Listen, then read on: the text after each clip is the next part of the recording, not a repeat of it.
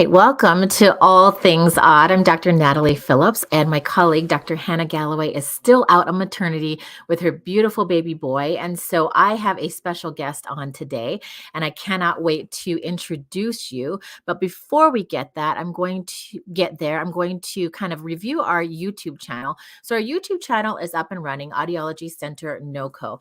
And I wanted to kind of point out that we have playlists there. So if you kind of look, we actually have 31 episodes of Audiology, or our All Things Odd, which is our show that we kind of come on and off here for. But definitely it is something that if you've missed some of the episodes, if you want to kind of see what we've talked about, go ahead and head there. And then you can also see how we've categorized some of our different shows too. And so I just wanted to put up our YouTube channel again. We've got some great subscribers, so thank you very much for subscribing.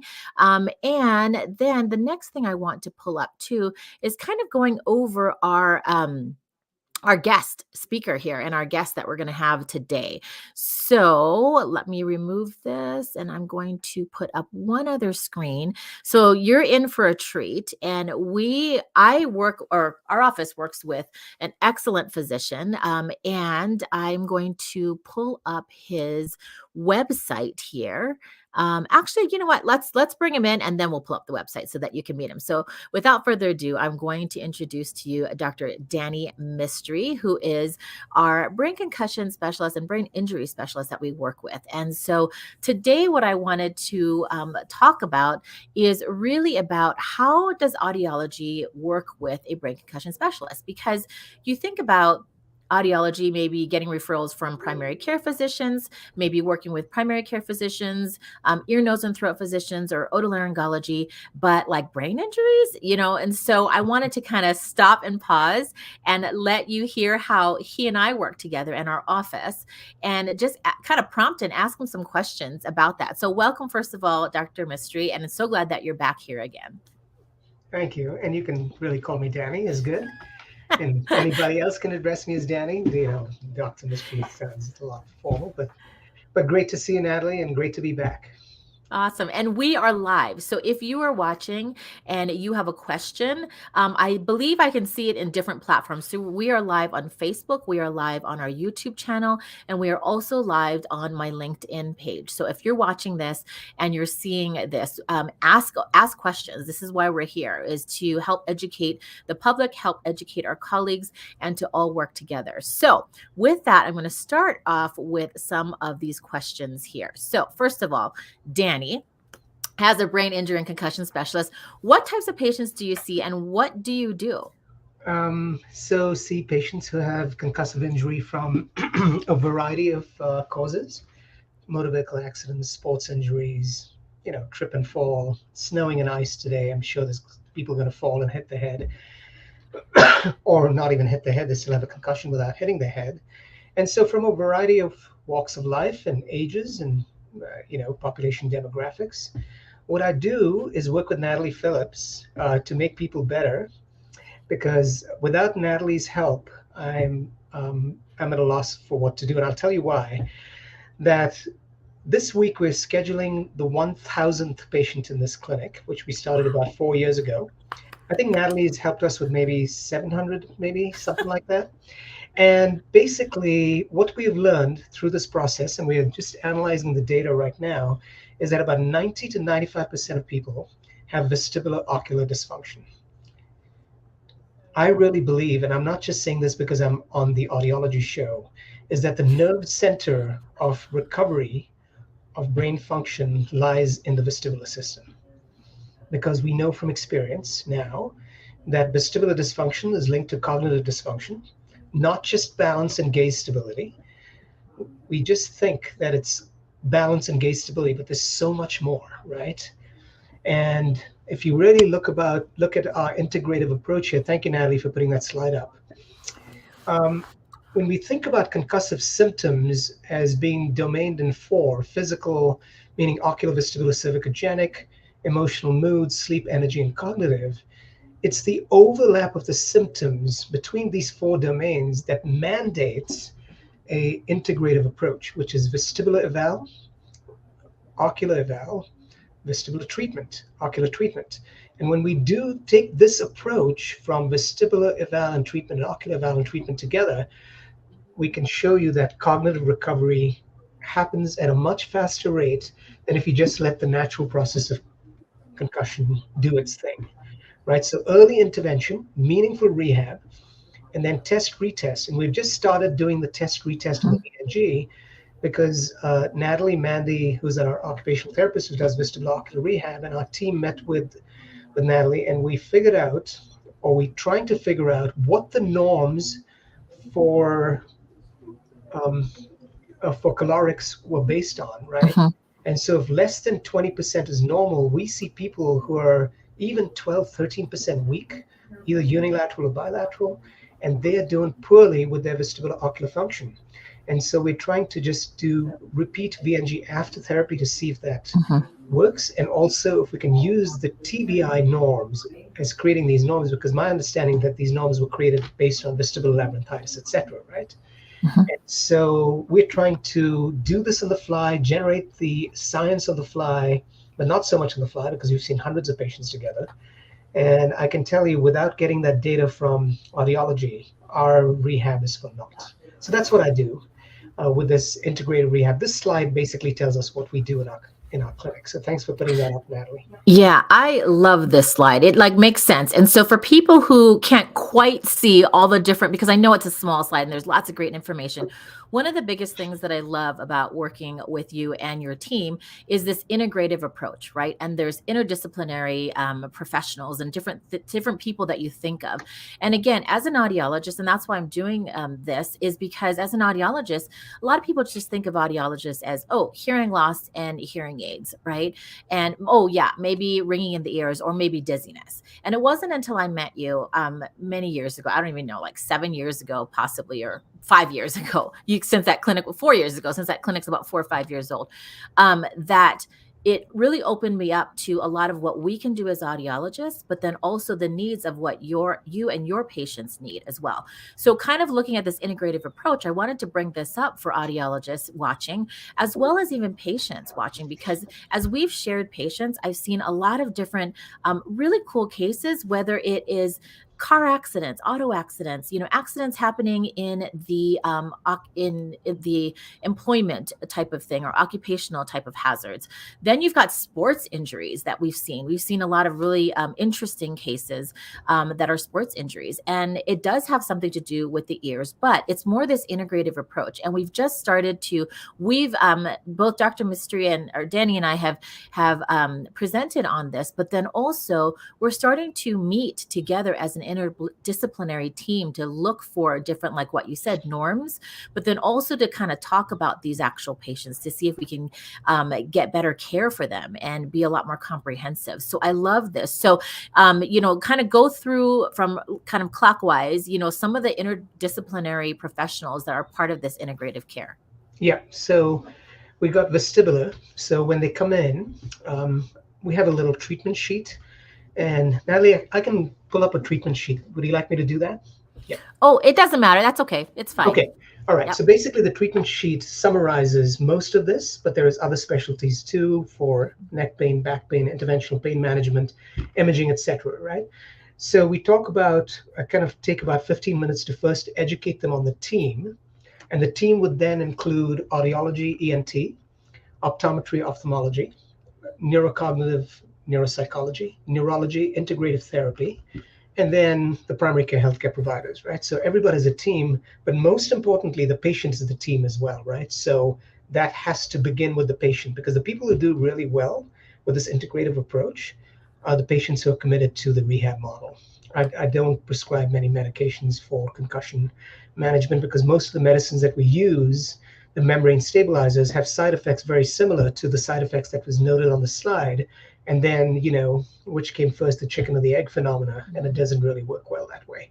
So then the integrative team is Natalie and Hannah, other ENTs, other audiologists, depending on where the patient lives, etc.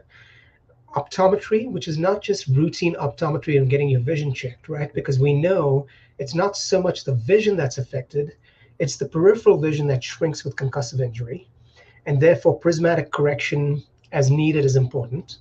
So we get them to neurooptometry with the caveat that if there is something wrong with the retina, then we get them to neuro-ophthalmology. So that's the second part of the team, this second box on the top, right? But before we do that, bottom left, as you look at the slide, neurocognitive neuropsychology and psychology is we have a outstanding clinical and school psychologist, Dr. Karen McAvoy, who arguably is the leading clinical and school psychologist in concussion management. And she does neurocognitive computerized testing or paper and pencil testing. If there are some concerns regarding behavioral issues, personality, effort, motivation, we get them to neuropsychology, get them to psychological counseling as needed, cognitive rehab to make sure that the cognitive therapist who works with the ocular and the vestibular therapist and the physical therapist are all on one page. And then if we need other specialties for management of pain, because we know pain can affect cognition negatively, we get them to interventional pain management, supportive psychological counseling, which we already alluded to, and then sleep is another big issue. We know from experience that people who have sleep apnea do poorly after concussive injury. People who don't have sleep apnea may develop sleep apnea, so we get them to a sleep specialist. And then, of course, imaging studies as needed. But having said that, 90 to 95% of people, or even more, routine imaging is normal. It's very rare to have MRI findings earlier on. And without the advanced imaging techniques like diffusion tensor imaging and SPECT scans, which cost a lot of money, I'd like to think that they have a role in immediate care, but they're so expensive that insurance companies don't pay for it, and most people don't have the funds to pay for that. But it's not so much the imaging, it's the medications. It's the holistic approach, understanding what the root of the problem is. Where is the pathology? Is it a peripheral vestibulopathy or is it a central effect? Is there something wrong with auditory processing?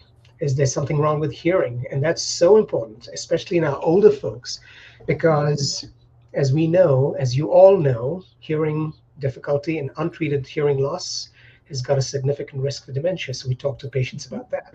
So to answer that question, who is on the interdisciplinary team? It's not very complicated. It's the eyes, the ears, the brain. And what I tell patients is, I'm a chef by hobby. So if I gave you bad food, you're going to throw up. If you gave your brain bad food from your primary processors, which is the ears and the eyes, your brain's not going to think. So the money is where the eyes and the ears are working together through the vestibular ocular reflex. And we need to make sure your VOR is fine. We need to make sure your hearing is fine. We need to make sure your VEMP is fine. We want to make sure the infravestibular nerve of the utricle saccule is not damaged. And we want to know what your canals are doing. And then we can image with MRI with IAC as needed for SCD or not, et cetera, et cetera. So I'm preaching to the choir because you guys know all that already. Yeah, but it's still a good reminder. And so, looking at this integrative approach and this diagram that you've made, what I love about this is it feels like, as in a disciplinary team, like you're kind of the quarterback because, after an accident or after a concussion or a brain injury, they'll go and see you, but you've got to get all these different pieces to work together, right? And try to figure it out. And you can kind of stand back and see the play, and you can kind of see where the patient has to go, get the results, and then kind of put it together with this team. But really, you're the central and you're the actual quarterback that is able to kind of look at what's going on with that patient. So I absolutely love this slide. That's why I wanted to kind of put it up, and especially because for a lot of people, they're like, well, okay, I still don't get what audiology has to do with brain concussions, right? And brain injuries. And so that's another question. So why are audiologists important? What types of diagnostics and other services do you need from an audiologist? I love when you send over the referral because we've talked about it and we've kept it pretty open because brain injuries, from my perspective, and then I'd love to kind of hear from your perspective, but from my perspective, when we see a patient of yours, having an open referral is easy because I can sit and talk to the patient when they first come in. Everybody is different, as we all know, right? So I start off with hearing loss, then we look at auditory processing. Well, first we do, hearing loss, and then mostly vestibular issues, because that's really what they're coming to see us for. Like you said, trying to figure out if it's central or peripheral, right? Now you're speaking the audiology language and trying to help that way. And then I always look at, tinnitus, sound sensitivity, right, from a brain injury, as well as processing disorders, auditory processing. And so being able to do our basic diagnostics, our vestibular diagnostics, our tinnitus and sound sensitivity, and now auditory processing, that's what I look at based on the patient that comes in. And again, every patient is different. So we don't do everything on everybody. It just kind of depends on where their needs are. So for you, the reason why an audiologist is so important to you, what kinds of things are you looking for as well? Yeah. So just to recap, when we send a referral over to Natalie, we do a blanket referral, basically in so many words saying, do what you need to do to give us the information we need about the, the vestibular system, the inferior vestibular nerve, whether this is central or peripheral, because then that allows our therapist, Mandy Shaki, or the therapist at UC Health or wherever they are in Denver, to work then with the optometrist to know, is this a vestibular issue? Is this an ocular issue? Or is this a vestibular ocular issue? So we've had patients with hardly any ocular changes early on, and they have a unilateral vestibulopathy. They may have a normal vamp. We've had patients with a normal vamp, normal VNG, normal hearing with cranial nerve fourth palsy, and a disrupted VOR. So it's amazing that even though you have normalcy with testing, it may be just that the point in time of testing where they are on their injury trajectory or recovery pattern is that way. So I really am beginning to believe that apart from the testing we're asking from Natalie, we have to find a way to justify the need for Q3-month testing with audiology. And we're headed in that direction. I really believe that. Just think about it this way. If you have a patient with iron deficiency anemia and you do a CBC and the hematocrit's low, and you do iron studies and the iron stores, ferritin is low, and you do iron binding capacity and that's low, and you treat them with iron, you don't just treat them and say, okay, see you later. You want to know what the post-test is. And I think utilizing that post-test answers your first question, why are audiologists important? Because I cannot do my job without Natalie. I mean, that's a very simple statement. Without audiologists, and especially because I work so closely with Natalie, right? So that's why that is so critical, because we need to get to the root of the problem that allows the therapist to deal with the problem. And it might be a significant problem. For example, we have a patient with a cranial nerve fourth palsy and bilateral vestibulopathy. That is a recipe for prolonged recovery and maybe permanency. And so the importance of audiologists cannot be minimized in concussion recovery. It's becoming more and more apparent in the works of many great scientists that it's not just the balance and the VOR, and it's not the gaze stability, just not that much. It's cognition, it's anxiety, it is cognitive recovery. There's a scientist, Mohammed, who's shown that basically if you done pre-post rehab testing on cognitive function and found that to be true, that cognitive improvements are shown with vestibular improvement. And so audiologists are important in many, many, many ways. And this remarkable little organ, I really believe, is the nerve center for concussion recovery. Yeah, I love that. So, if you're listening in or you're catching the replay and you suffered from a brain injury or a concussion, or, you're an audiologist and you're like, I want to know how I can work with a brain concussion specialist or a brain injury specialist. Here's the answers right here, right? Like, go find somebody that would be willing to send you their patients and start that process. But, as I said, we've presented a couple times for different conferences together. And now that we're sitting down with our interdisciplinary team and looking at post-test too, and trying to figure out after rehab what happens, I'm super excited because I know that's something that we had talked about that we might present in the future, is some of the things that we're seeing because we were able to identify certain things and then have the rehab, the appropriate rehab.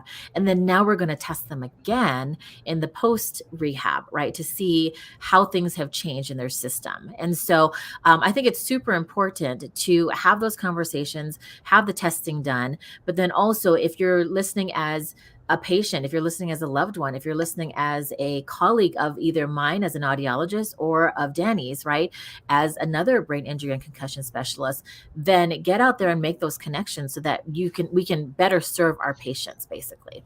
So I love that. Now, for a lot of people who are not super familiar, I have some questions. I have a question here for you. So regarding concussive symptoms, right? What do you typically see? And I know there's a wide range. There's a wide range, but what do you typically see? Like, one of the things that I've noticed now seeing so many of these types of patients is like really encouraging people that symptoms can last for quite a long time, right? So do you have any advice for either professionals that are looking into this? Maybe they might have somebody come in their door, or even families or individuals that have suffered from brain injuries or concussions. Yeah. So one of the first things we educate them about is the concept of neurodiversity, right? So if we think about the brain and we hold up the hand like this, we got about 100 billion nerve cells in this much tissue, right? Jello floating in the skull, surrounded by cerebrospinal fluid. And so basically what we say is that each person's brain is different, right? Mhm. So maybe we've been given a few million nerve cells genetically endowed from family to family. But the brains are developed with memories of a lifetime, right? So it's the axonal connections, the synaptic connections, the memories that we form, the experiences we've had. That's what our brain is about, right? So basically, our brain functioning, and when you look at visual memory, verbal memory, reaction time, processing speed, is different at baseline between individuals. Our memories are different, our brains are different. No two concussions heal alike. So there is some data in the scientific literature says every concussion should recover by 4 weeks. It's blatantly false, right? There is no time course for recovery. It just varies, and there are numerous factors that go into recovery. And those numerous factors not just involve anxiety or litigation or secondary gain, but it involves the concept of what's wrong with the vestibular system, what's wrong with the ocular system, and how is that affecting cognitive recovery. And not just cognitive recovery, emotional recovery, symptom recovery, etc. So we see and we group these symptoms. You saw that last slide, right? Mhm. Uh, can you put that slide back up, Natalie, for a second? Mhm. Yeah. Yep.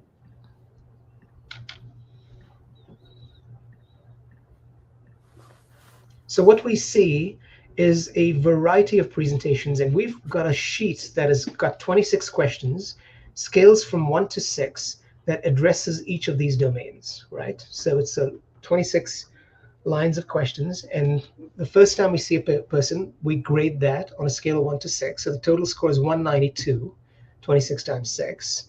156.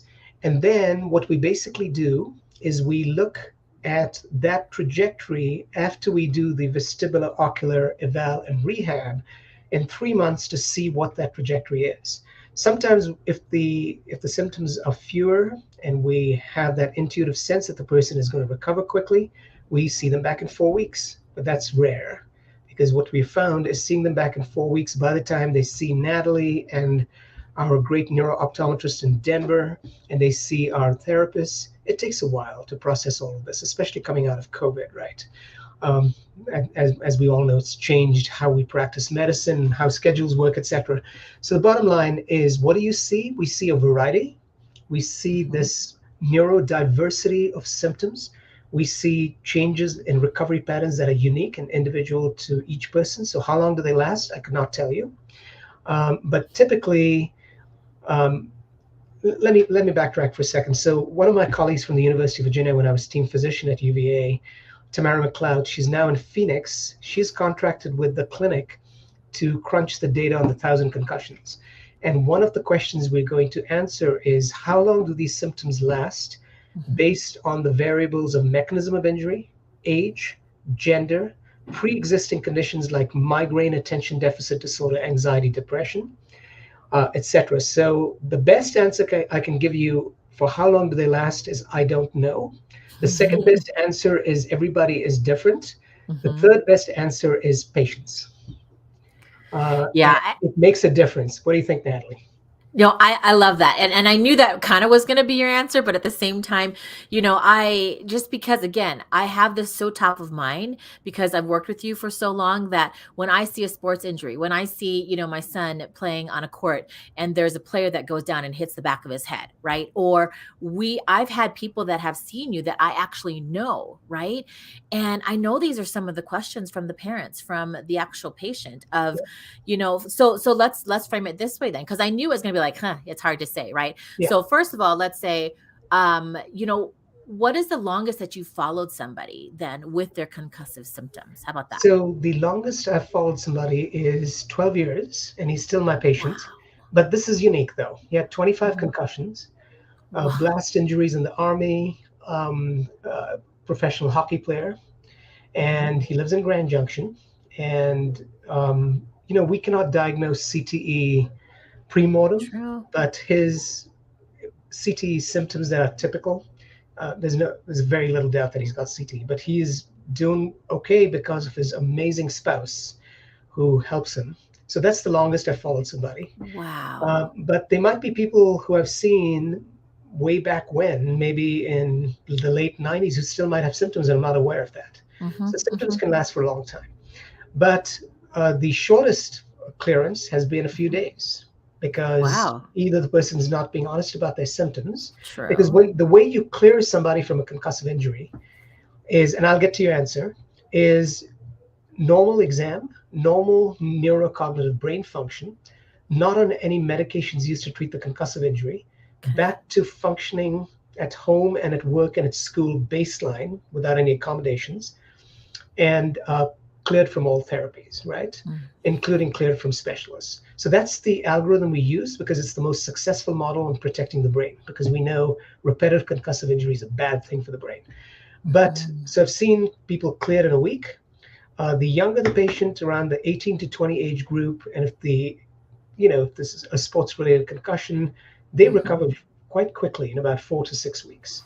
But Okay. some athletes in that age group, about 15 to 20% have delayed recovery. And then the age group of about 12 to 17 sometimes takes a little longer. A lot of peer pressure as a teenager makes a Mhm. difference. So it varies, but I can tell you that if you see somebody and if they ask you how long it's going to take, I think I've learned over 25 years, the best answer is I don't know, but I'd like to clear you as Mhm. soon as I can.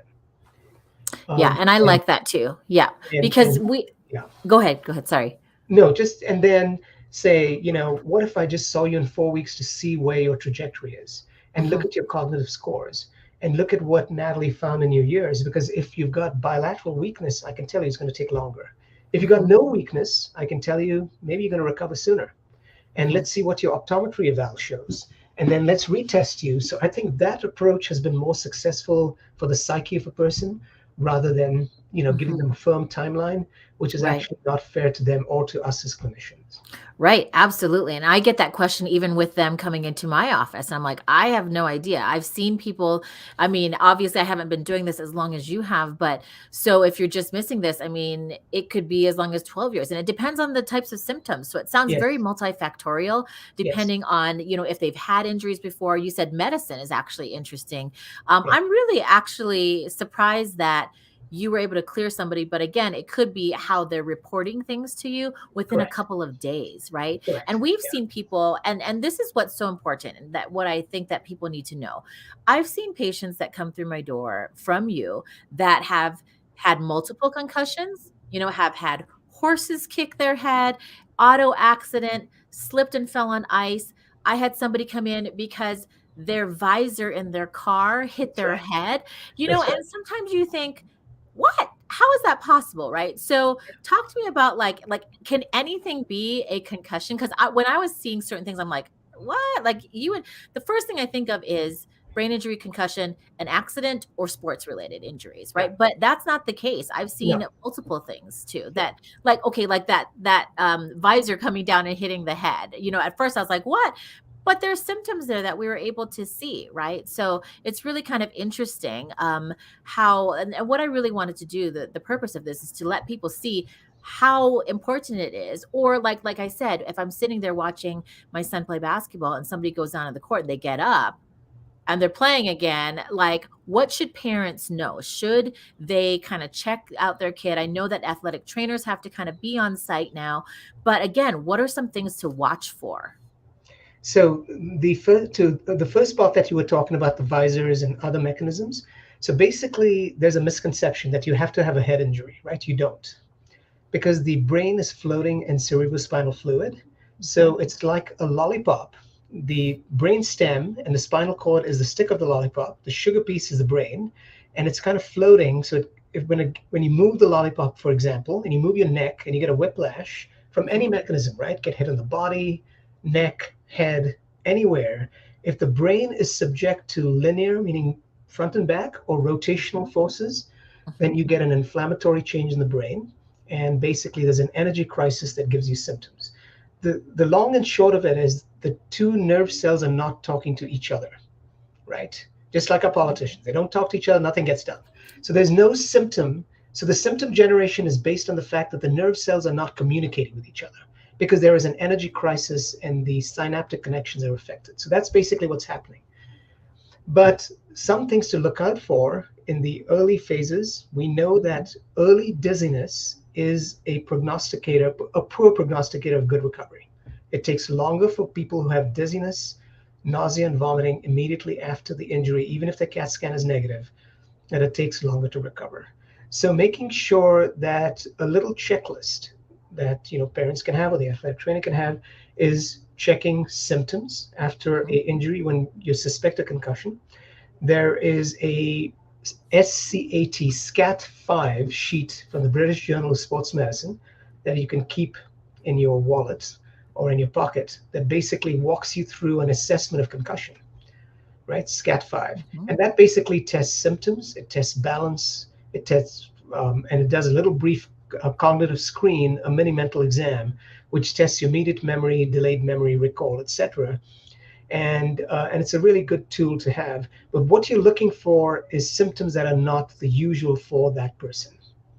And the symptoms could be vestibular, so it could be balance, dizziness, blurring of vision, headaches, light sensitivity. Surprisingly, we know that vestibular symptom can be light sensitivity, sound Mm. sensitivity, headache, sense of fainting, and then double vision, blurring of vision, neck pain, numbness or tingling in the arms, legs, pressure in the head, sleep problems, not immediately though on the cold side, but then cognitive dysfunction, having a problem kind of thinking where am I? They're kind of a little Mhm. confused and just, they're not with it, a little foggy.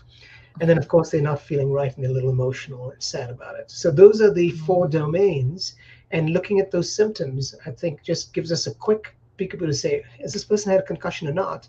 And then doing that cognitive testing tells us the magnitude of cognitive change. Doing the vestibular testing eventually tells us whether or not the vestibular system is right or not. And then of course the ocular piece. It's not rocket science, once you do it enough, it's just second nature, like anything else you do in your clinic, right, as audiologists, Mhm. which I don't know 99% of, and I need to go to Natalie's clinic and learn a lot more. So what I absolutely love about you too is that you're very accessible, right? And you are able to explain things very well.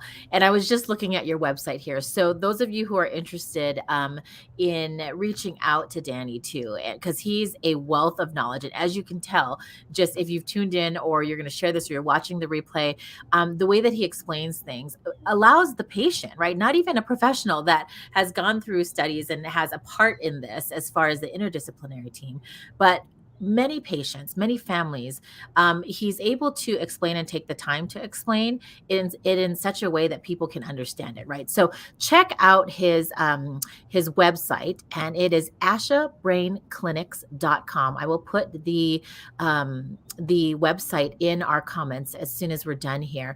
But on the bottom, there's some great information here, but on the bottom, you're going to probably hate me, but there's his contact information right here. But again, I think a lot of patients that we see together, and even my friends, like people that ask me, like, who would you refer to? I'm like, oh, I have the perfect person, right? Because He's very accessible. He takes the time and he's able to explain things to people so that they understand, right? And that's one of the biggest things to empower a patient, is to make sure that they understand what's going on.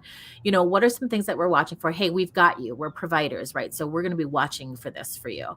And you know, again, reach out to him if you have any questions at all, because he says it's not rocket science, but that's because he's able to explain it very well. And the way that the process works in the brain, well, for me, literally speaking, the way that he's able to explain it makes sense in the brain for me, my process, but then also the process of what he explained in the interdisciplinary and the integrative care that we're able to provide as well. So that, again, the website is Aasha, AASHA, brainclinics.com. And I'll put the link in the comments as well. So, you know, with that, I have one last question. You know, it's snowing here in Colorado. I had no idea it was going to until I walked out. I was like, oh man, it's snowing. So, you know, just looking at one of the different types of patients that we see together are people that slip and fall, right? So, what are some of your tips for fall prevention? So the tips for fall prevention is exercise, obviously basic stuff like wearing good shoes, etc. But if you think about an older, you can divvy it up into age groups, right? Mhm. So our older folks, we know from the science that falls among common people who have something as simple as vitamin D deficiency, right? Core strength is very important. Lower body strength is very important to maintain Mhm. balance. But we're talking audiology, right? How many of these folks who fall, who get dizzy and fall, either have a cardiac or a neurogenic problem, or more importantly, a vestibular problem, right? And so, in fact, just from a personal standpoint, I've asked my mom to go get her ears checked, not just for the hearing, but get her inner ear tested, because she's got SCD. And Mm. from, we don't know when she had that, from which fall. But on a regular basis, get her audiologist to check it out. So the bottom line is, it's not just musculoskeletal, cardiac, neurogenic, but also vestibular ocular, because we also know that even if the vestibular system is okay, have you got your eyes checked recently, right? Mm. And then simple stuff like adequate hydration, adequate footwear while it's snowing, right? Many people love Mhm. still wearing sneakers in the snow, especially older folks who are just like, I've been wearing this all my life. I know I can go out and do this. And then for my older folks, for example, if I'm practicing medicine, I say, just stay home. I'll do a telemedicine visit for you. Mm. There was something good about COVID, right? I mean, there's a lot of bad, but we learned how to do telemedicine and protect our patients from falling in bad weather. So, I mean, my basic tips are, get to the bottom of the problem. First, clinically, if you're having recurrent falls, is this a clinical issue? Is it a mechanical issue simply related to slick surfaces and footwear and how you're walking? Is it related to the fact that you're not exercising and you need some good physical therapy? Join a gym to get that done. And many people cannot afford the gym, so respect that. But you can get online, especially if you have a computer. You can do exercise at home.